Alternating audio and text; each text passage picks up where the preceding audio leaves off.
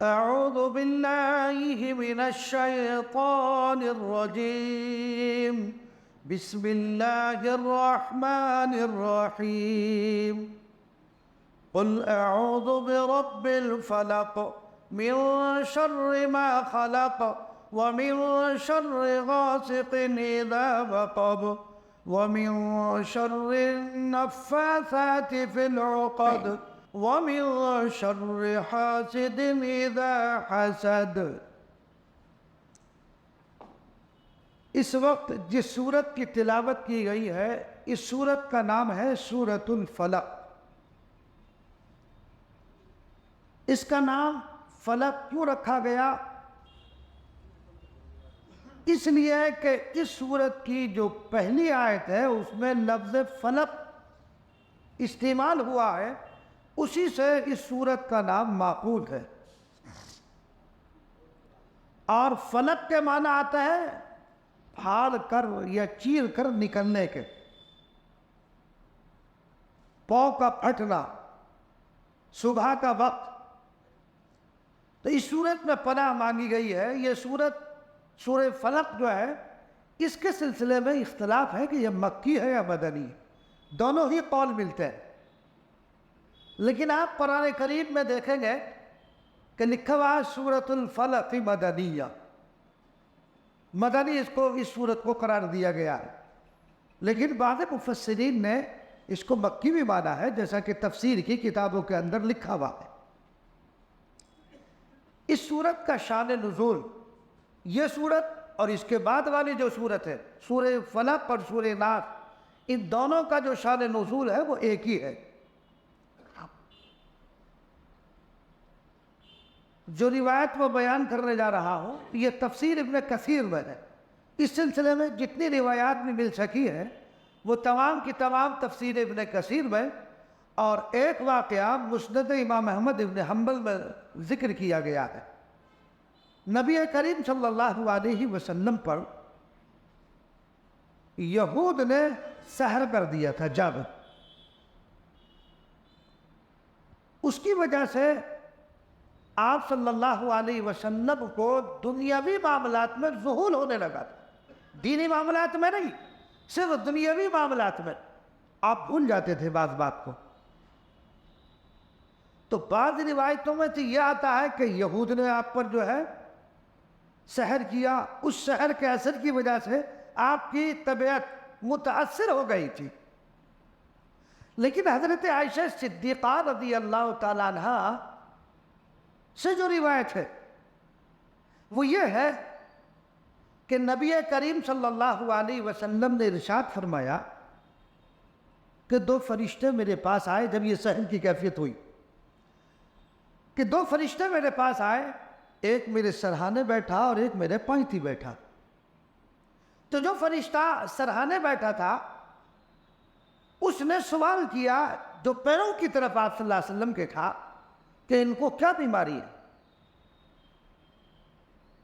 ان نے جواب دیا کہ یہ مشہور ہے، ان پر جادو کر دیا گیا. پھر نبی کریم صلی اللہ علیہ وسلم کو انہوں نے تفسیر بتائی کہ آپ پر جو جادو کیا گیا ہے وہ لبید ابن عاصم، وہ اور اس کی دونوں لڑکیاں، انہوں نے آپ صلی اللہ علیہ وسلم پر جادو کیا. یعنی فرشتوں نے یہ نام بتلایا. جادو کس چیز پر کیا گیا؟ نبی کریم صلی اللہ علیہ وسلم جو کنگھی کرتے تھے تو وہ کنگھی یا اس کے دانتے وہ کسی طرح حاصل کر لیے. آپ بعض روایت سے معلوم ہوتا ہے کہ آپ کے بال بھی. تو انہوں نے حاصل کرنے کے بعد اس کنگھی کے اندر گرہ لگائی، 11 گرہ لگائی، اور گرہ لگانے کے بعد یہ کھجور کا جو پتا ہوتا نا، جو اس کی چھال ہوتی ہے، اس میں لپیٹ دیا. اور ایک کنواں تھا جس کا نام آتا بئر ذروان. تو اس کنویں کے اندر لپیٹ کر کھجور کی اس چھال میں، ان پتوں میں جس میں کھجور لپٹی رہتی ہے، تو ایک پتھر کے نیچے اس کو دبا دیا گیا. نبی کریم صلی اللہ علیہ وسلم فرماتے ہیں کہ وہ کنواں خواب میں مجھے دکھلایا گیا کہ یہ کنواں ہے اور یہاں یہ چیز جو ہے وہ چھپی ہوئی ہے۔ تو نبی کریم صلی اللہ علیہ وسلم نے جب یہ بات بیان فرمائی تو حضرت عائشہ صدیقہ رضی اللہ تعالیٰ عنہ فرماتی ہے کہ آپ نے اس کا اعلان کیوں نہ کر دیا، یعنی لوگوں کو یہ بات آپ نے بتلا کیوں نہ دی کہ آپ پر جادو کیا گیا اور فلاں نے جادو کیا ہے۔ تو نبی کریم صلی اللہ علیہ وسلم نے ارشاد فرمایا کہ میری طبیعت یہ گوارا نہیں کرتی کہ میری وجہ سے کوئی پریشانی میں مبتلا۔ اعلیٰ درجے کی بات، یہ بلند اخلاق ہونے کی علامت ہے، ورنہ ہمارا حال کیا ہے کہ اگر ہمارے ساتھ کوئی ایسا واقعہ پیش آ جائے تو ہم جان لے لیں کہ اچھا اس نے ہمارے اوپر جادو کیا۔ خیر، آپ صلی اللہ علیہ وسلم اس کنویں پر تشریف لے گئے، جو کنواں آپ کو دکھلایا گیا تھا، جب آپ وہاں تشریف لے گئے تو آپ نے فرمایا کہ یہی کنواں ہے جو مجھے خواب میں دکھلایا گیا۔ پھر وہاں آدمی داخل ہوا اور وہاں سے اس چیز کو نکالا گیا تو اس میں 11 گرہ لگی ہوئی تھی۔ نبی کریم صلی اللہ علیہ وسلم پر یہ دونوں صورتیں نازل ہوئی، اور دونوں صورتیں نازل ہونے کے بعد ان دونوں صورتوں میں 11 آیات ہیں۔ چنانچہ نبی کریم صلی اللہ علیہ وسلم ایک ایک آیت پڑھتے جاتے تھے اور گرہ کھلتی چلی جاتی تھی۔ 11 گرہ لگی ہوئی تھی، 11 آیات تھی، 11 آیتوں کو پڑھا، وہ گرہ کھل گئی، رسول اللہ صلی اللہ علیہ وسلم حشاش و بشاش ہو گئے۔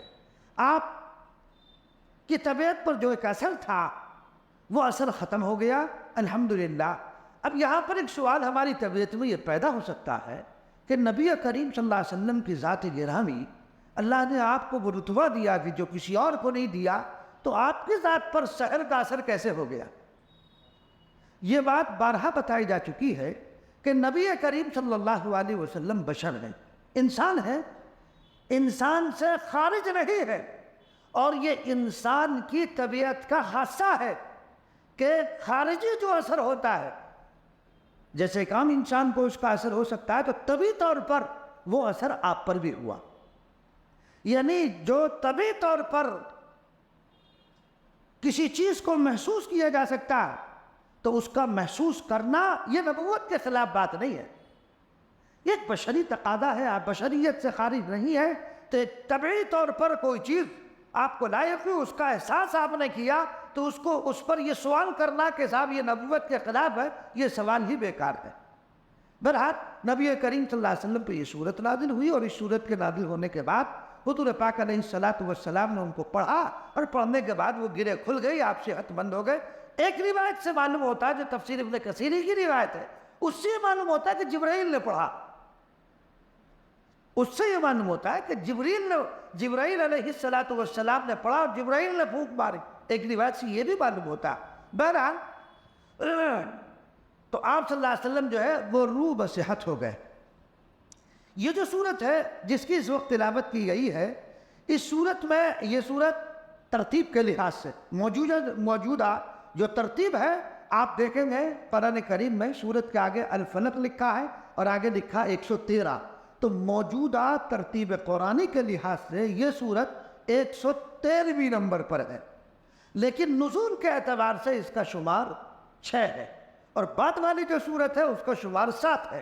تو نزول کے اعتبار سے اس صورت میں 5 آیات ہیں، 23 کلمات ہیں، اور 73 حروف انہیں مفسرین نے بیان کیے۔ بہرحال اس صورت کی فضیلتیں روایات میں بہت ہیں، چنانچہ مفسرین نے تب بالخصوص تفسیر ابن کثیر جو تفسیر امام راضی جو ہے اس میں بڑی فضیلت بیان کی، اور بہت ساری روایات کا اس میں احاطہ کیا ہے، اور اس سے زائد کا ہی جو ہے تفسیر ابن کثیر میں جو ہے اس کی فضیلت پر کئی صفحات میں روایات کو نقل کیا گیا ہے، لیکن ہم چند روایات آپ کے سامنے نقل کرتے ہیں۔ حضرت عقبہ ابن عامر رضی اللہ تعالیٰ عنہ کہتے ہیں کہ ہم رسول اللہ صلی اللہ علیہ وسلم کے ساتھ سفر کر رہے تھے کہ مقامات جحفہ اور ابوا کے درمیان ہم کو تیز ہوا اور تاریکی نے گھیر لیا، بس رسول اللہ صلی اللہ علیہ وسلم نے قل اعوذ برب الفلق اور قل اعوذ برب الناس پڑھ کر پناہ مانگی۔ ہمیں بھی حکم دیا، اے عقبہ ان دونوں صورتوں کو پڑھو، یہ دونوں صورتیں پناہ مانگنے میں بے مثال صورتیں ہیں۔ چنانچہ نبی کریم صلی اللہ علیہ وسلم نے ان صورتوں کو پڑھا اور اس کی وجہ سے جو ایک آندھی کی شکل تھی، ایک تیز ہوا کی شکل تھی، ان صورتوں کی برکت سے وہ تھم گئی۔ دوسری ایک روایت ہے، حضرت عبداللہ ابن خبیب رضی اللہ تعالیٰ عنہ کہتے ہیں کہ ہم ایک بارش کی رات میں جو نہایت تاریک تھی، رسول اللہ صلی اللہ علیہ وسلم کی تلاش میں نکلے، پس ہم نے آپ کو پا لیا۔ آپ نے ہم کو دیکھ کر فرمایا پڑھو۔ میں نے عرض کیا یا رسول اللہ کیا پڑھوں؟ حضور پاک علیہ الصلوۃ والسلام نے پھر فرمایا پڑھو۔ میں نے عرض کیا یا رسول اللہ کیا پڑھوں؟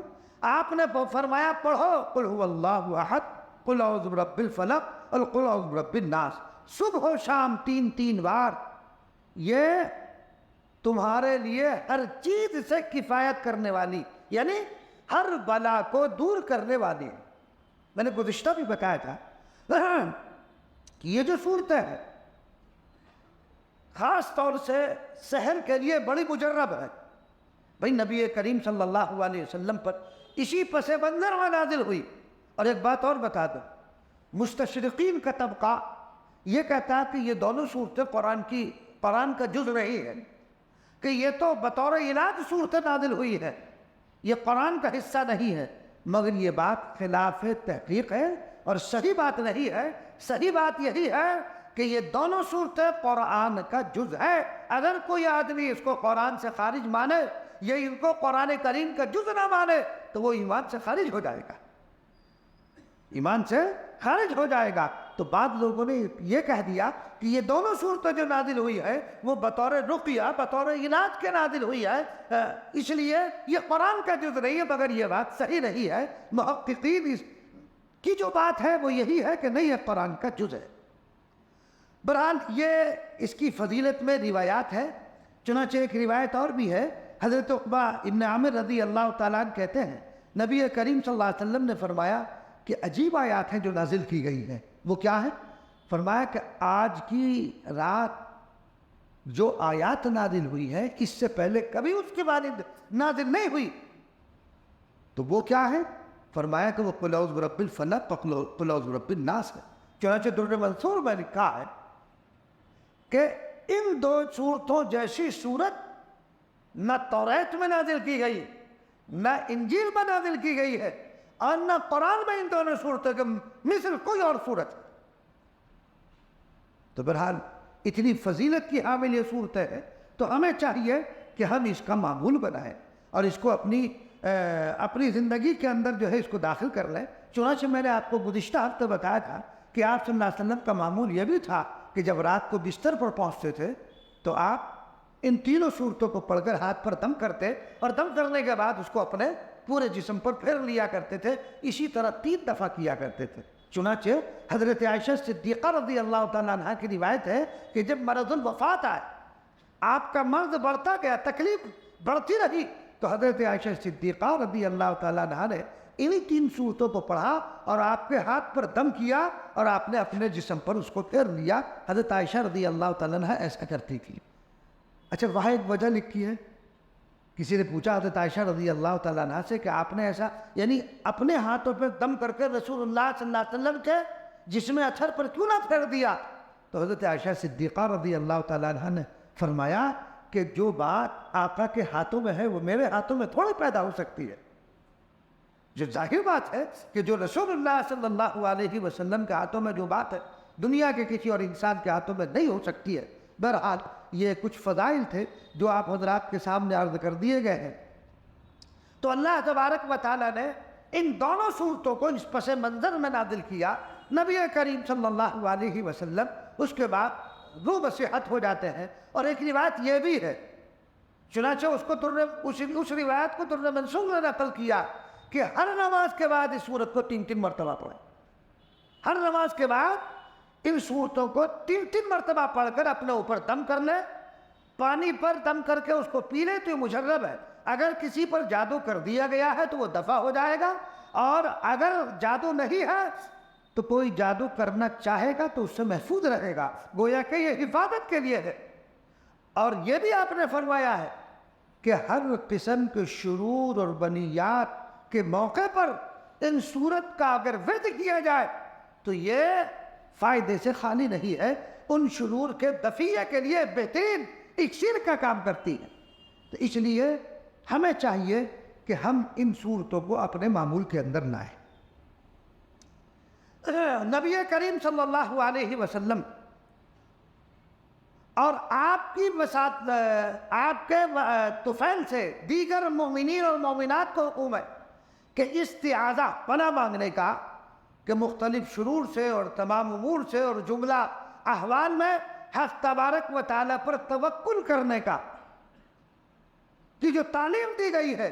چنانچہ جو پہلی صورت ہے یہ امور دنیاویہ میں، اور دوسری جو صورت ہے یعنی شرور اور فتن سے حفاظت کی تعلیم دی گئی سورہ فلق میں امور دنیاویہ سے، اور دوسری جو صورت ہے اس میں امور دینیہ سے تعلیم دی گئی ہے کہ پناہ مانگے آدمی امور دینیہ میں جو رکاوٹ پیدا کرنا چاہتے ہیں، جو موانع اس کے اندر پیدا کرنا چاہتے ہیں، تو شر سے پناہ مانگے اللہ تبارک و تعالیٰ سے۔ جو چنانچہ یہ تعلیم دی جا رہی ہے، ارشاد ہے قُلْ أَعُوذُ بِرَبِّ الْفَلَقِ، اے نبی صلی اللہ علیہ وسلم آپ کہیے کہ میں رب فلق، صبح کے مالک کی پناہ لیتا ہوں۔ دیکھو اس سے یہاں ایک سوال پیدا ہو سکتا ہے۔ فرمایا گیا قُلْ أَعُوذُ بِرَبِّ الْفَلَقِ، رب الفلق، صبح کا رب، کیا شام کا رب نہیں ہے؟ رب تو شام کا بھی ہے، جس طرح صبح کا رب ہے ایسے شام کا رب ہے۔ اس میں اشارہ، اس میں ایک لطیفہ اور ایک نقطہ ہے بہت عمدہ، کہ جس طرح خداوند قدوس رات کو چھانٹ کر رات سے صبح کو پیدا کرنے والا، صبح کو نکالنے والا ہے، اسی طرح اللہ تبارک و تعالی سحر کا بھی ازالہ کرنے والا ہے۔ رات چھٹی، دن نکلا، ایسے ہی اللہ سحر سے بھی نکالنے والا، اس کا ازالہ کرنے والا۔ بہت سے لوگوں کا خیال یہ کہ صاحب مجھ پر جادو کر دیا، میرے کاروبار کو باندھ دیا، اب اسے کوئی کھول نہیں سکتا۔ ارے اللہ کے بندو، جس رب نے تمہیں پیدا کیا ہے، اللہ تبارک، یہ عقیدہ رکھو کہ جس رب نے تمہیں پیدا کیا ہے، کوئی چیز اس کے حکم کے بغیر نہیں ہو سکتی ہے۔ سحر کا اثر بھی ہوگا تو اس کے حکم سے ہوگا۔ نفس سحر میں کوئی طاقت نہیں ہے، ساری دنیا کی طاقتیں مل جائیں اور وہ اس سحر کے ذریعے سے کسی کو متاثر کرنا چاہے، جب تک اللہ کا حکم نہیں ہوگا ہو نہیں سکتا۔ تو یہ بات کہیں شرک نہ ہو جائے کہ آدمی یہ سمجھنے لگے کہ سحر کی وجہ سے مجھے ایسا ہوا، سحر میں ایسی طاقت ہے۔ نہیں، وہ طاقت اس کے اندر اللہ تبارک و تعالیٰ نے پیدا کیا ہے۔ خود اللہ تبارک و تعالیٰ جب تک اس سحر سے نکالنا نہ چاہے تو نہیں نکل سکتے۔ آپ ہزار علاج کراتے پھرو۔ تو اس لیے بعض لوگوں کا یہ جو خیال ہوتا ہے کہ صاحب ہمارا کاروبار باندھ دیا گیا، بنتا کچھ نہیں ہے۔ ارے باندھنے والے تو بہت ہے، کھولنے والا کوئی نہیں ملتا۔ لوگ آتے کہ صاحب سحر کر دیا، کاروبار باندھ دیا، یہ بتایا ہے لوگوں نے۔ ارے بھائی جو یہ بتا رہا ہے کہ کاروبار باندھ دیا تو اس سے یہ کہو کہ کھول دے بھائی اس کو، کہ نہیں ہم کھول نہیں سکتے، تو تم یہ بتا ہی کیوں رہے ہو کہ باندھ دیا ہے؟ یہ سب جہالت کی بات ہے۔ کاروبار بندہ نہیں کرتا ہے، یہ سب اللہ کی طرف سے ہے۔ ذرا سا کاروبار میں کچھ اونچ نیچ ہوئی، فوراً ہم لوگ جو ہے وہ عاملوں کے پاس بھاگنا شروع ہو جاتے ہیں کہ دیکھیے ذرا صاحب کاروبار کو کیا ہوا، کسی کی نظر لگ گئی، کسی نے جادو تو نہیں کر دیا، کسی نے سحر تو نہیں کر دیا۔ ارے سب اللہ کی طرف سے، اللہ پر یقین رکھو۔ کیوں اللہ تبارک و تعالیٰ پر یقین نہیں تمہارا؟ اسی چکر میں بعض لوگ چونکہ میرے پاس آتے رہتے ہیں، اسی چکر میں لوگ کیا کرتے ہیں، کافروں کے پاس جاتے ہیں، کہتے ہیں کہ نہیں اس کا علاج قرآن میں نہیں ہے، قرآن سے اس کا علاج نہیں ہو سکتا، اس پہ سفلی ہے۔ وہ سفلی کیا ہے؟ سفلی ہو، علبی ہو، کوئی بھی شہر ہو، کہتے ہیں کہ صاحب سفلی علم جو ہے وہ تو وہی کاٹ سکتا ہے، قرآن میں اس کا کاٹ نہیں ہے، مولویوں کے پاس اس کی کاٹ نہیں ہے۔ ارے کوئی سا بھی شہر ہو، اس کی کاٹ جب تک اللہ کی طرف سے حکم نہیں ہوگا نہیں ہو سکتی ہے۔ مگر ہم لوگوں کا عجیب معاملہ ہے۔ تو اس لیے دوستو ایسا یقین رکھنا تو شرک میں شامل ہو جانا۔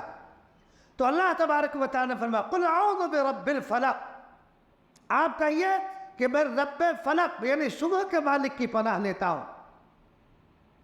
تو صبح کے مالک کا ذکر کرنے سے چونکہ ہر قسم کی تاریکی، ہر قسم کی تاریکی سے نور کی طرف لے جانے والی ذات کس کی ہے؟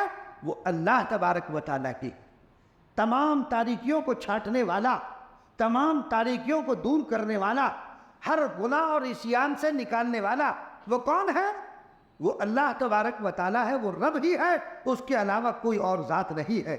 اگر وہ چاہے، اگر وہ نہ چاہے تو دنیا کی کوئی طاقت نہیں ہے کہ اس کو نکال دے، کوئی دنیا کی طاقت نہیں ہے۔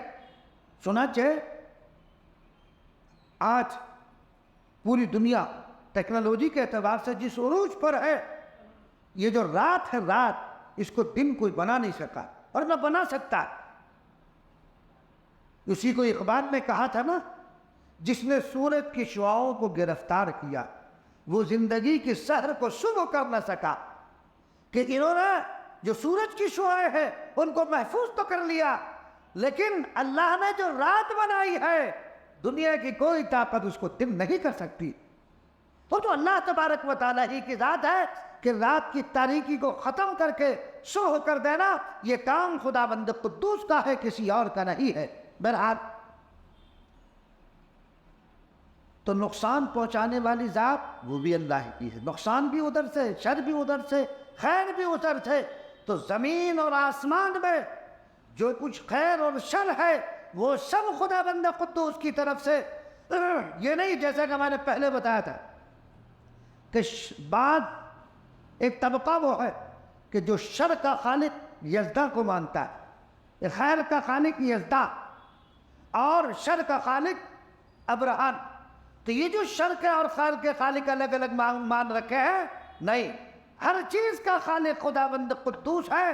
تم کتنے ہی خالق بنا لو، کتنے ہی دیوی اور دیوتا اور ماں بنا لو، اصل سارا کام جو ہے وہ کس کے قبضہ قدرت میں ہے؟ وہ صرف اور صرف اللہ تبارک و تعالیٰ ہی کے قبضہ اور قدرت میں ہے، اس کے علاوہ کسی اور کے ہاتھ میں نہیں۔ دیکھیں چھوٹا سا جملہ ہے، رب فلق، فلق کا جو مالک ہے، یہ کہہ کر بتا دیا گیا کہ سب کی طرف سے نظریں ہٹا کر اپنی نظر صرف اور صرف اس رب پر رکھ، سب کی طرف سے نظر ہٹا دو۔ کوئی تمہارا کچھ بگاڑنے والا نہیں ہے، کوئی تمہارا کچھ کرنے والا نہیں ہے۔ اگر کرنے والی ذات ہے تو وہ صرف اور صرف اللہ تبارک و تعالیٰ کی ذات ہے۔ سب کی طرف سے نظر ہٹا کر اللہ کی پناہ میں آ جاؤ، وہی تمہیں پناہ دینے والا، وہی تمہاری حفاظت کرنے والا، وہی تمہیں بلندی دینے والا، وہی تمہیں ذلیل رسوا کرنے والا، وہی تمہیں عزت دینے والا صرف اور صرف اللہ کی ذات ہے، اس کے علاوہ کوئی اور نہیں ہے۔ تو گویا کہ چھوٹا سا جملہ ہے یہ، رب فلق، فلق کا مالک ہے، لیکن اس میں جو گہرائی ہے، اس کے جو معنی اور مفاہیم ہے وہ بڑے گہرے ہیں۔ یہ چھوٹا سا جملہ ہے، لہذا نبی کریم صلی اللہ علیہ وسلم کو بھی گویا کہ جو لوگ آپ پر طعن و تشنیع کر رہے ہیں، آپ کو ایذا پہنچا رہے ہیں، آپ کو تکلیف پہنچا رہے ہیں، آپ کے خلاف ہر وہ سازش کر رہے ہیں جس سے آپ جو مشن آپ کو لے کر بھیجا گیا آپ اس سے رک جائیں، مگر کیا تعلیم دی گئی کہ آپ رب العالمین کی پناہ میں آ جائیے، آپ کا کوئی بگاڑنے والا نہیں۔ یہ شر اور فتنے پھیلانے والے، یہ طعن و تشنیع کرنے والے، ایک دن آپ خدا دیکھیں گے کہ جس طرح سورج جیسے ہی طلوع ہوتا ہے رات کی تاریکی چھٹ جاتی ہے، ایک دن آپ دیکھیں گے اسی طرح صبح کی طرح کہ اللہ تبارک و تعالی تمام شدائد کو، تمام تکلیفات کو رفع فرما دیں گے اور ہر طرف آپ ہی کا بول بالا ہوگا۔ چنانچہ نبی کریم صلی اللہ علیہ وسلم نے اپنی حیات میں اپنی آنکھوں سے یہ منظر دیکھ لیا۔ آگے فرمایا وَمِن شَرِّ غَاسِقٍ إِذَا وَقَبَ قُلْ أَعُوذُ بِرَبِّ الْفَلَقِ مِن شَرِّ مَا خَلَقَ۔ دوسرا جملہ ہے من شر ما خلق، چونکہ شر جب پہنچتا ہے کس سے؟ وہ خلق، مخلوق، اس کے اندر انسان بھی ہیں، اس کے اندر دیگر جاندار بھی ہے، جتنا بھی جس کی طرف سے بھی شر پہنچنے والا ہے، اگر تم ان شرور سے بچنا چاہتے ہو تو اللہ کی پناہ میں آ جاؤ۔ مخلوق میں انسان ہی نہیں ہے، صرف انسان ہی کا شر نہیں، انسان بھی تکلیف پہنچاتا ہے۔ رسول اللہ صلی اللہ علیہ وسلم کو پہنچائی، صحابہ کو پہنچائی، اور آج بھی اس کا مشاہدہ آپ کرتے رہتے ہیں۔ تو من شر ما خلق کے اندر کیا ہے؟ اس کے اندر تمام مخلوقات، چاہے وہ انسان کے قبیل سے ہو، جاندار کے قبیل سے ہو، حیوانات کے قبیل سے ہو، تمام کی تمام مخلوق اس کے اندر داخل ہے کہ تمام مخلوق کے شر سے اگر تم پناہ چاہنا چاہتے ہو کہ ہر مخلوق کے شر سے تمہیں پناہ حاصل ہو جائے، تو وہ کہاں ہوگی؟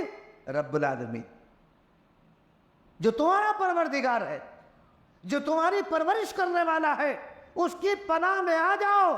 اللہ تبارک و تعالی ہر قسم کے جنات کے شر سے، کیڑوں کے شر سے، کیڑوں اور مکوڑوں کے شر سے، دوسری مخلوقات کے شر سے، آندھی کے شر سے، بجلی کی کڑک کے شر سے، آگ سے، پانی سے، ان تمام شرور سے اگر تم پناہ چاہتے ہو، بیماریوں سے اور آسمانی آفات ہو، زمینی آفات ہو، ان تمام آفات اور بلیات سے اگر پناہ چاہتے ہو تو رب کی، اللہ تبارک و تعالیٰ کی پناہ میں آ جاؤ تو تم محفوظ ہو جاؤ گے۔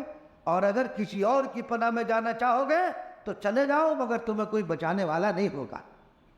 اب آگے کس کس کی پناہ سے خصوصیت کے ساتھ اس کا تذکرہ کہ جن کے شر سے پناہ لینے کی ہدایت فرمائی گئی ہے، وہ کیا ہے؟ وَمِن شَرِّ غَاسِقٍ إِذَا وَقَبَ، اندھیری رات کے شر سے جب وہ رات چھا جائے۔ چونکہ رات جب چھا جاتی ہے تو زیادہ تر شرور اور فتن رات ہی کو ظاہر ہوتے ہیں، چونکہ ان صورتوں کا نزول کا جو پس منظر ہے، سحر وغیرہ، وہ بھی رات ہی میں کرتے ہیں اکثر و بیشتر۔ تو اس طرح کے جو شیاطینی کام ہے، جو شر والے کام ہیں، جو سازشیں اسلام کے خلاف تیار کی جاتی ہیں، تو راتوں میں میٹنگ کر کے یہ سازشیں تیار ہوتی ہیں۔ تو اس لیے فرمایا کہ رات کے شر سے جب وہ چھا جائے تو اندھیری رات جب پھیل جاتی ہے تو اس کا شر بھی بڑھ جاتا ہے، چونکہ اس کا تصور جب رات آتی ہے تو آدمی کو چوری چکاری کا ڈر رہتا ہے، ڈکیتی کا ڈر رہتا ہے، کیونکہ جب سارے انسان سو گئے، خاموشی چار طرف چھائی ہوئی ہے، تو چوری کا ڈر ہے، ڈاکوؤں کا ڈر ہے، دیگر اور کسی شر کا ڈر ہے۔ اور دن میں کیا ہوتا ہے؟ چہل پہل رہتی ہے، لوگوں کی آمد و رفت رہتی ہے، تو اس میں اتنا خطرہ نہیں جتنا رات میں خطرہ ہوتا ہے۔ تو اس لیے خصوصیت کے ساتھ فرمایا جا رہا ہے وَمِن شَرِّ غَاسِقٍ إِذَا وَقَبَ، اور اندھیری رات کے شر سے جب وہ رات چھا جائے۔ زہریلی چیزیں، درندے، یہ سب رات میں نکلتے ہیں۔ درندے آپ دیکھیں گے جنگل میں جائیں، رات کے وقت یہ سب نکلتے ہیں باہر، تو گویا کہ جو موذی جانور ہے، جو جنگلی جانور ہے، جو وحشی جانور ہے، چاہے وہ چیتا ہو، شیر ہو، بھیڑیا ہو وغیرہ، یہ رات میں اکثر کیا کرتے ہیں؟ اذیت پہنچاتے ہیں۔ اور اسی لیے ایک روایت ہے نا، نبی کریم صلی اللہ علیہ وسلم نے فرمایا کہ مغرب کے بعد اپنے بچوں کو باہر نہ نکالا کرو، اس لیے کہ شیاطین باہر نکلتے ہیں تو ان کے شر سے تکلیف پہنچ سکتی ہے۔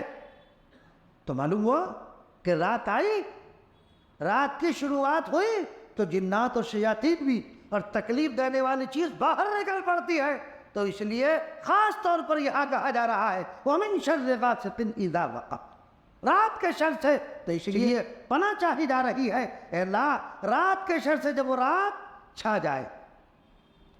اور انسان فسق و فجور میں، گناہوں میں دن بھر تو کام میں رہتا ہے نا، آدمی دن بھر صبح کو اٹھا، کام میں نکل گیا، شام کو آیا، تو اب فسق و فجور کا، شرور کا جو زیادہ ظہور ہوتا ہے وہ رات میں ہوتا ہے۔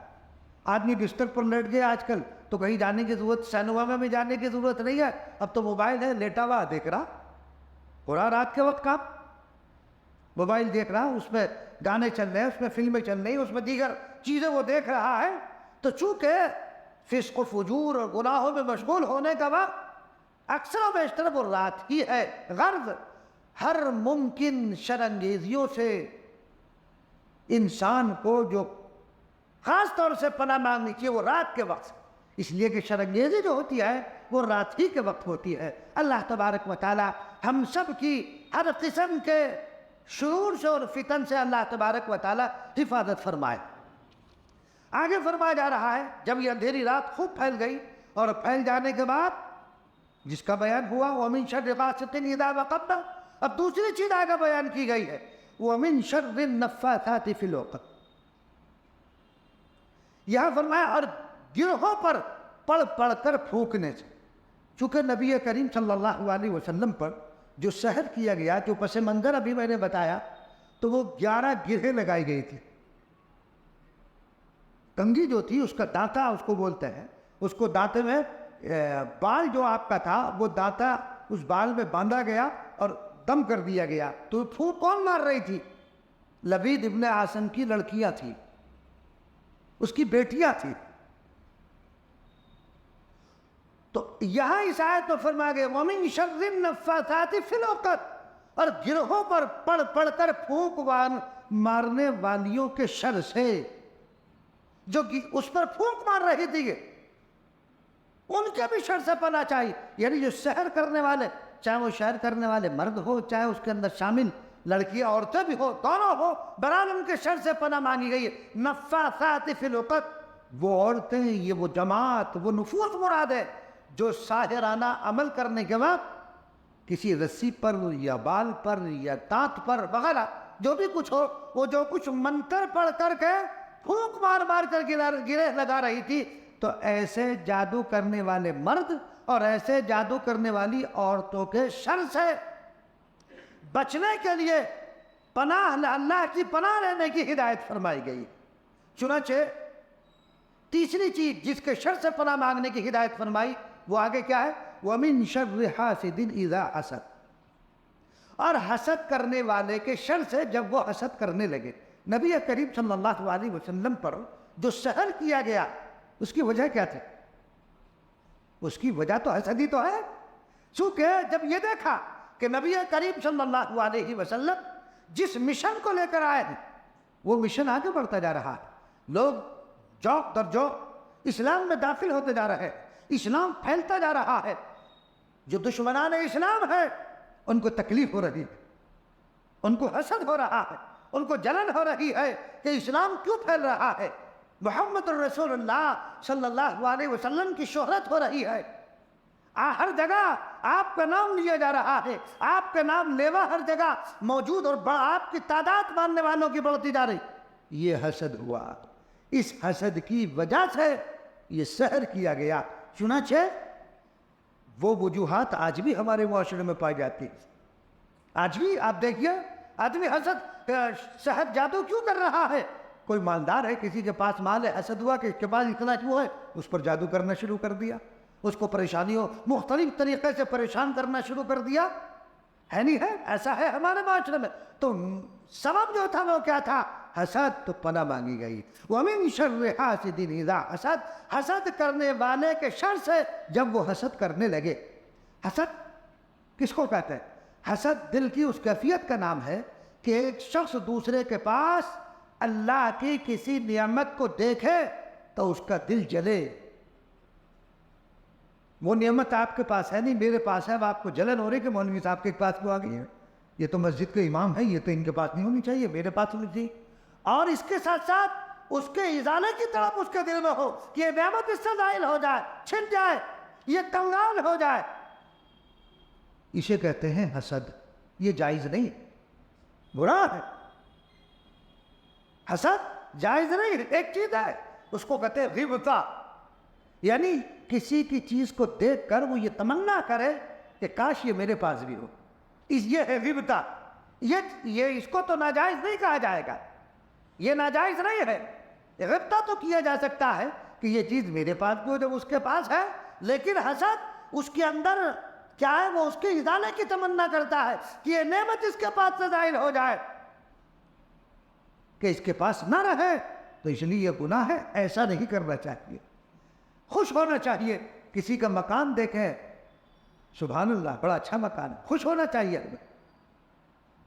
حسد نہیں کرنا چاہیے. کسی کے پاس اللہ نے کسی کو مال دیا ہے, کسی کو دولت دی, دنیاوی اعتبار سے, مادی اعتبار سے, دینی اعتبار سے, اگر کسی کو اللہ نے رفعت اور بلندی عطا فرما رکھی ہے تو تم کیوں حسد کر رہے ہو؟ حسد کرنے کا مطلب یہ ہوا کہ تم اللہ تبارک و تعالیٰ کے فیصلے پر راضی نہیں ہو. بھئی یہ تو اللہ سے جنگ کر رہے تو. بھئی اس کو جو عطا کیا, مال عطا کیا, دولت عطا کی, علم عطا کیا, یہ تو اللہ کی عطا ہے نا. تو گویا کہ تمہیں اعتراض ہو رہا ہے اللہ کے دینے پر اس کو. یہی تو مطلب ہوا اس کا, اور کیا ہوگا؟ بھئی اس کو اللہ نے دیا, تمہیں کیوں حسد ہو رہا, تمہیں کیوں جلن ہو رہی ہے؟ تو حاسد جس سے حسد کر رہا ہے اس کا کچھ بگاڑ نہیں پاتا ہے, اپنا ہی بگاڑتا ہے. کبھی اس کو جو ہے اس کے حسد کرنے سے اس کے پاس سے نعمت نہیں ظاہر ہوتی. اللہ جب تک چاہے گا نعمت اس کے پاس رہے گی, جب نہیں چاہے گا ختم ہو جائے گی. لیکن اس حاسد کے حسد کرنے سے کچھ نہیں ہوتا. ہاں تکلیف اسی کو ہوتی ہے. بس جس کے پاس مال ہے اسے تھوڑی تکلیف ہو رہی کوئی, وہ تو اپنے عیش کے اندر ہے, راحت میں ہے. تکلیف یہ خود بھی ہو رہے, خود اسی کو ہو رہی ہے. ارے کیوں حسد کر رہا؟ اللہ سے مانگ تو بھی کہ اللہ تعالیٰ یہ نعمت مجھے بھی عطا کرتا ہے. اس کو کہتے ہیں غبطہ. غبطہ میں کوئی حرج کی بات نہیں ہے, غبطہ کیا جا سکتا ہے.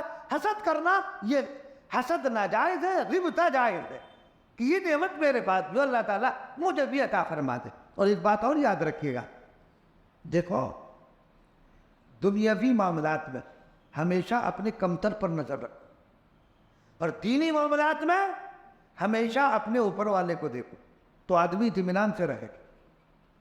جب بھی نظر اپنے سے اوپر والے پہ دنیاوی معاملات, دنیاوی چیزوں میں رہے گی تو آدمی پریشان رہے گا. حضرت عبداللہ ابن مبارک رحمۃ اللہ علیہ بہت بڑے محدث اور بہت بڑے صوفی بھی ہیں, فقیہ بھی ہیں. خود وہ اپنے حالات بیان کرتے ہیں کہ میرا حال یہ تھا کہ میں مالداروں میں, عمرہ میں, چونکہ خود بھی پیسے والے تھے, خود بھی بڑے مالدار تھے, ان کو اٹھنا بیٹھنا ویسے ہی میں تھا. کہنے لگے میرے دل پر ایک حسرت اور ایک افسوس رہتا تھا کہ میں دیکھتا ہوں کہ میرے پاس یہ چیز ہے, دوسروں کے پاس اس سے بھی بڑھ کر ہے, وہ میرے پاس نہیں, تو دل پر ایک حسرت رہتی تھی. کہنے لگے ایک دن میں نے ایک حدیث پڑھی, اس حدیث میں اللہ کے رسول صلی اللہ علیہ وسلم کا فرمان یہی ہے کہ دین کے معاملے میں اپنے سے اوپر والے پر نظر رکھو, اور دنیاوی معاملے میں اپنے سے نیچے والے پر نظر رکھو. تو عبداللہ ابن مبارک رحمۃ اللہ علیہ فرماتے ہیں میں نے اس روایت پر عمل کیا, اس روایت پر عمل کرنے کی وجہ سے میں مطمئن ہو گیا کہ میں اپنے سے جو کمتر درجے کے لوگ تھے دنیاوی معاملات میں, ان سے میں نے رابطہ رکھا. تو چونکہ جب آدمی کمتر والے پر نظر رکھے گا تو شکر پیدا ہوگا کہ اللہ نے یہ نعمت مجھے, میرا مکان اچھا ہے, میری چھت پکی ہے, ارے دوسرے کے پاس تو ٹین بھی نہیں ہے, چھپر پڑا ہوا ہے, کھپریل میں رہ رہا, اللہ نے مجھے عالیشان کوٹھی دیے, شکر پیدا ہوگا. اور دینی معاملات میں جب وہ اپنے سے اوپر والے پر نظر رکھے گا تو عبادت کا ذوق اور شوق پیدا ہوگا کہ جس طرح یہ اللہ کے مقرب بندے بن گئے عبادات کر کر, میں بھی اسی طرح عبادت کروں, تو عبادت کا ذوق اور شوق پیدا ہوگا. تو اس لیے ہمیشہ یہ بات یاد رکھو, اپنے سے کم والے پر نظر رکھو گے, انشاءاللہ ثم انشاءاللہ شکر پیدا ہوگا, شکر کرنے والے بن جاؤ گے. اور دین کے معاملات میں اپنے سے اوپر والے پر نظر رکھو گے تو انشاءاللہ ثم انشاءاللہ اس حدیث پر عمل کرنے کی برکت سے تمہارا قلب مطمئن ہو جائے گا. اللہ تبارک و تعالیٰ آپ کو بھی مجھے بھی جو ہے عمل کرنے کی توفیق عنایت فرمائے. تو کیا فرمایا, وَمِن شَرِّ حَاسِدٍ إِذَا حَسَدَ, حاسد کے حسد سے, کہ وہ حاسد جو حسد کر رہا, اے اللہ اس کے حسد سے جو ہے وہ پناہ چاہی جا رہی ہے. اللہ تبارک و تعالیٰ ہماری بھی جو ہے ہر حاسد کے شر سے حفاظت فرمائے. اس لیے کہ ہر ایک کا کوئی نہ کوئی حاسد ہے, کوئی بھی ہو اس کے حاسدین ضرور ہوں گے. بہرحال بسم اللہ الرحمن الرحیم, قل اعوذ برب الناس ملک الناس الہ الناس من شر الوسواس الخناس الذی یوسوس فی صدور الناس من الجنۃ والناس. یہ سورت بھی مدنی ہے. اس سورت کے اندر یہاں بھی وہی اختلاف ہے جو پچھلی سورت کے اندر ہم نے بتایا, مکی اور مدنی ہونے سے متعلق, لیکن یہاں جو لکھا ہوا ہے قرآن میں مدنیہ لکھا ہے, تو مدنی سورت چونکہ اکثر مفسرین اس کے قائل ہیں. یہ سورت پہلے بتلا دیا ہم نے کہ موجودہ ترتیب قرآنی کے لحاظ سے 114ویں سورت ہے یہ, لیکن نزول کے اعتبار سے 7ویں سورت ہے. 6 صورتیں اس سے پہلے نازل ہو گئی تھی، اور گویا کہ قرآن کی آخری صورت ہے، قرآن کی آخری صورت ہے جس پر اس کا اختتام ہو رہا۔ اس صورت میں 6 آیات، 20 کلمات اور 81 حروف مفسرین نے لکھے ہیں۔ بہرحال فضائل اور اس کی کیا کیا فضیلت ہے صورتوں کی وہ ہم بتا چکے ہیں۔ یہاں پر ہم نے ایک بات بتلائی کہ پچھلی جو صورت ہے اس میں تعلیم دی گئی تھی امور دنیاویہ کے شر سے حفاظت کی، یہاں دینی امور کے اندر جو ہے وہ شر سے حفاظت کی تعلیم دی جا رہی ہے۔ قل اعوذ برب الناس، آپ کہیے کہ میں آدمیوں کے ملک الناس، قل اعوذ برب الناس، ملک الناس، الہ الناس، یہ 3 صفات ذکر کی گئی اور وہاں ایک صفت ذکر کی گئی، قل اعوذ برب الفلق، قل اعوذ برب الفلق، تو وہاں رب کا تذکرہ تھا، اور یہاں 3 صفات اللہ تبارک و تعالیٰ کے ذکر کی گئی، برب الناس، رب، ملک اور الہ، 3 کا تذکرہ یہاں کیا گیا۔ اور دوسری بات کہ ناس کا جو ہے تکرار کیا گیا۔ ظاہر بات ہے یہ قاعدہ ہے کہ تکرار جو ہے وہ مفید ہوا کرتا ہے، بعض مرتبہ تکرار مفید ہوا کرتا ہے، کسی بات کو بار بار ریپیٹ کرنا، بار بار اس کا تذکرہ کرنا، تو اس کا تذکرہ اور بار بار جو ہو رہا ہے وہ تو بار بار اس کا تذکرہ مفید ہوا کرتا ہے، عام فہم زبان میں آپ یہ بات سمجھ سکتے ہیں۔ تو بہرحال یہاں اللہ تبارک و تعالیٰ نے فرمایا آپ کہیے کہ میں آدمیوں کے مالک، آدمیوں کے بادشاہ اور انسانوں کے معبودوں کی پناہ لیتا ہوں۔ رب الناس جو لوگوں کا رب ہے، رب الناس جو تربیت کرنے والا، پرورش کرنے والا، اور ملک الناس وہ مالک بھی ہے، لوگوں کا مالک بھی ہے، الہ الناس اور لوگوں کا معبود بھی ہے۔ ان 3 صفات کا تذکرہ کر کے اشارہ کیا اس بات کی طرف کہ جس میں یہ صفات پائی جائیں پناہ بھی اسی سے چاہی جا سکتی ہے، جو رب بھی ہو، تربیت کرنے والا بھی ہو، اور جو مالک ہو اور جو معبود بھی ہو، جس میں یہ صفات پائی جا رہی ہو پناہ اسی سے کے ذریعے چاہی جا سکتی ہے، اور جس میں یہ صفات نہیں ہے اس سے پناہ نہیں مانگی جا سکتی۔ بھائی وہ آپ کی حفاظت کیا کرے گا جو خود مالک نہیں، جس کو اپنے اوپر قدرت نہیں ہے، جو آپ کی تربیت نہیں کر سکتا، جو آپ کا مالک نہیں ہے، آپ پر جس کو قدرت حاصل نہیں ہے، تو وہ آپ کی حفاظت کر پائے گا؟ نہیں کر پائے گا نا۔ جو اپنے حفاظت نہ کر پائے وہ دوسروں کی حفاظت کیا کر پائے گا؟ جنہوں نے سینکڑوں خدا مان رکھے ہیں، کئی کروڑ جن کے دیوی اور دیوتا ہے، تو وہ دیوی اور دیوتا اپنی حفاظت نہ کر پائے تو وہ دوسروں کی حفاظت کیا کر پائے گا؟ تو اس لیے یہاں 3 صفات کا اللہ تبارک و تعالیٰ کی تذکرہ کیا گیا، اس طرح اشارہ کرنے کے لیے کہ جس میں یہ 3 صفاتیں پائی جا رہی ہے پناہ بھی اسی کے ذریعے چاہی جا سکتی ہے، اس کے علاوہ کسی اور سے نہیں، اور وہی پناہ دے سکتا۔ جس میں یہ صفات پائی جا رہی ہے پناہ بھی وہی دے سکتا ہے اور کوئی نہیں دے سکتا۔ کس چیز سے؟ من شر الوسواس الخناس، پناہ کس چیز سے؟ یعنی جس میں یہ 3 صفات ہے وہی پناہ دینے والا ہے، اسی سے پناہ چاہی جا سکتی ہے۔ کس چیز سے؟ من شر الوسواس الخناس، وسوسہ ڈالنے والے، پیچھے ہٹ جانے والے کے شر سے۔ شیطان وسوسہ ڈالتا، پیچھے ہٹ جاتا۔ اللہ تبارک و تعالیٰ نے ہر انسان کے ساتھ ایک فرشتہ اور ایک شیطان، شر، یہ 2 اس کے ساتھ۔ شیطان کچوکے لگاتا ہے، برائی کی طرف آمادہ کرتا ہے، اس کے دل میں وسوسہ ڈالتا ہے، وساوس مختلف قسم کے وسوسے ڈالتا ہے۔ کوئی خیر کا کام کر رہا ہے وسوسے ڈالے گا یہ مت کر، لیکن جیسے ہی وہ خیر کا کام کرتا ہے تو جو کچوکے لگا رہا تھا پیچھے ہٹ جاتا ہے۔ یہ کیا کرتا ہے؟ کچوکے لگاتا ہے، جب دیکھتا ہے کہ یہ ذکر میں مشغول ہو گیا تو پیچھے بھاگ جاتا ہے۔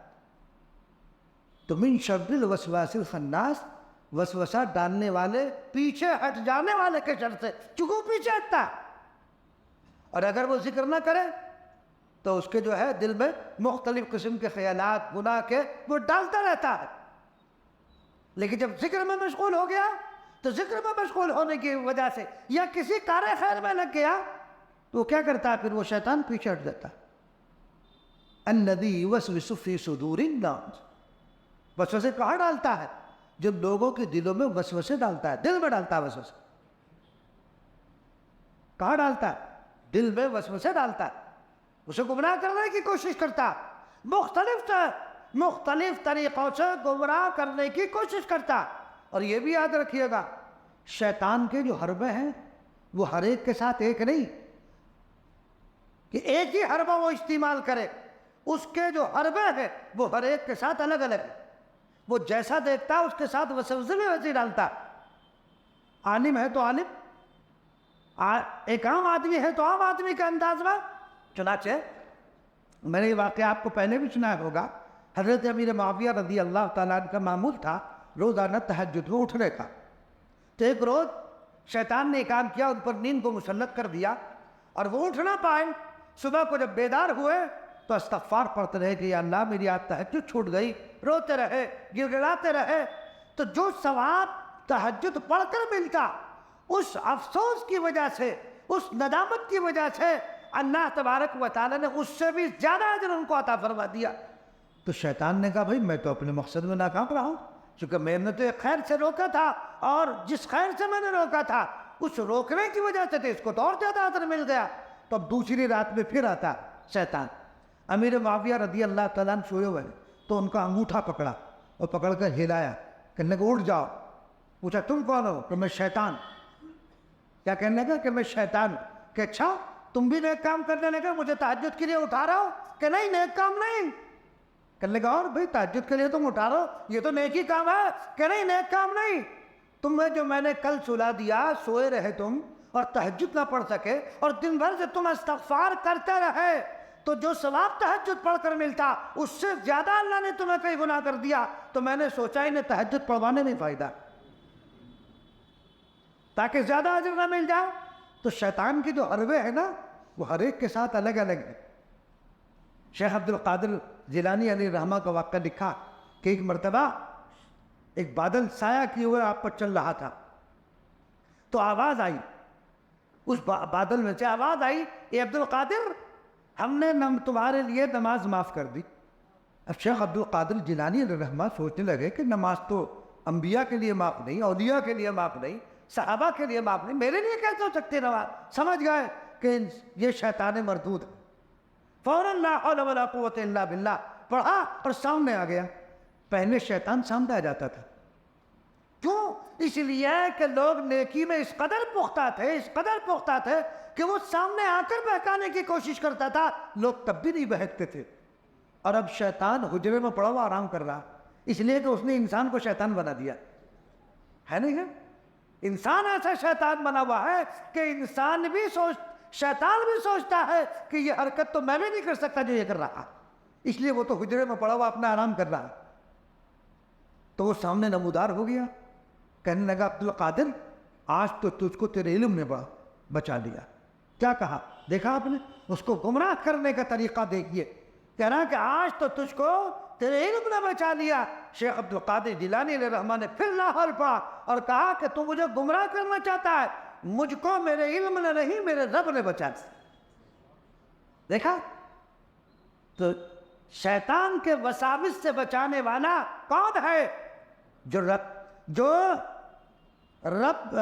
الناس ہے، ملک الناس ہے، الہ الناس ہے، جو ان صفات کا حامل ہے وہی بچانے والا ہے، اس کے علاوہ کوئی اور بچانے والا نہیں. تو ان شیطان کے جو داؤ ہے نا وہ بڑے عجیب و غریب ہیں. ایک واقعہ لکھا، ویسی ہم نے کہیں سنا ہے، سنائی روایت ہے، کوئی تحقیقی روایت نہیں ہے.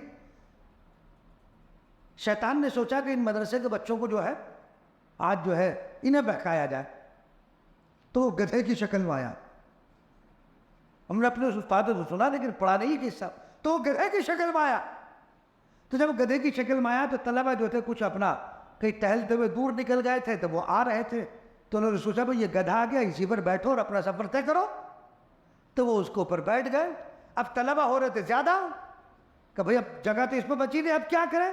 تو انہوں نے کیا کیا، ڈنڈا لے کر اس کے दुबरबों को कर दिया और उस पर बैठ गए। तो गधा चीखता हुआ भागा, कहने लगा भाई ये तो मेरे भी बाबा हैं, ये तो मेरे भी बाबा निकले। तो बहरहाल शैतान जो है वो वसाविस डालता है, उस वसवसों से बचाने वाली ज़ात और ज़ात सिर्फ और सिर्फ खुदावंद कुद्दूस की है और किसी की नहीं। अल्लज़ी युवस्विसु फ़ी सुदूरिन नास मिनल जिन्नति वन्नास। जिन्नात और इंसानों के वसाविस से बचाने वाली ज़ात कौन है? सिर्फ और सिर्फ अल्लाह तबारक व तआला ही की ज़ात है। देखो, एक तो इंसान का जो नफ्स है ना, तो वो भी वसवसे पैदा करता है। इंसान का जो नफ्स है वो भी इंसान को गुमराही की तरफ ले जाता है, उससे भी पनाह मांगी गई है। शैतान तो है ही, हमारे दुश्मन दो हैं, एक शैतान है, एक इंसान का अपना खुद नफ्स है। तो ये नफ्स भी इंसान को बुराई की तरफ ले जाता है। तो इसलिए मिनल जिन्नति वन्नास, वो वसवसा डालने वाला चाहे जिन्नात में से हो और चाहे वो इंसानों में से हो, पना चाही गई है। हासिल यही है सूरत का कि हर किस्म के शर से बचाने वाली ज़ात खुदाबंद कुद्दूस की है, इसके अलावा कोई और आपको बचाने वाला नहीं है। एक बात याद रखिएगा, बाज़ आमिलीन इस सूरत को पढ़वाते हैं और जिन्नात के दफिये के लिए इसको पढ़ा जाता है। और वो क्या करते हैं, उनका पढ़ने का तरीक़ा क्या होता है? क़ुल औज़ु बिरब्बिन नास, नास नास नास नास नास, उसका सत्यानाश, ये पढ़वाते हैं। ये ठीक नहीं है, ये तो कुरान की अदबी हो रही ना, ये वजीफ़ा बताते हैं, तो ये ठीक नहीं है। क़ुल औज़ु बिरब्बिन नास मलिकिन नास, तो वहाँ भी इसी तरह करते हैं कि नास नास 10 मरतबा पढ़ो और उसके बाद ये जुमला करो फना का सत्यानाश। तो ये बेअदबी, ये तौहीन है, इसका कोई सबूत नहीं है। इस तरह से जो है वो कुरान के जरिए शामिलियात किए जाए कि कुरान के अंदर जो है कुरान की बेअदबी और कुरान की तौहीन ना दिमा रही हो। इस तरह नहीं पढ़ना चाहिए। कोई आमिल बताए, हरगिज़ ऐसा मत पढ़ो, सीधे सीधे जो कुरान की आयत है उसको पढ़ो। और इसको पढ़ने की बरकत से इंशाअल्लाह सुम्मा इंशाअल्लाह अल्लाह तबारक व तआला जिन्नात के शुरूर से, लोगों के शर से और इसी तरह जादू के शर से अल्लाह तबारक व तआला हिफाजत फरमाएंगे अगर आप इसका मामूल बना लेंगे। सुबह को जब घर से निकलो, ये तीनों सूरतें पढ़कर दम कर पानी पर दम करके पी के निकलो, इंशाअल्लाह अल्लाह तबारक व तआला इन सूरतों की बरकत से आपकी हिफाजत फरमाएंगे। अल्लाह तबारक व तआला हम सब की जो है शैतान और नफ्स के शुरूर और फितन से हमारी हिफाजत फरमा। अल्हम्दुलिल्लाह सुम्मा अल्हम्दुलिल्लाह। अल्लाह तबारक व तआला हमारी इस तफसीर को कबूल फरमा दे।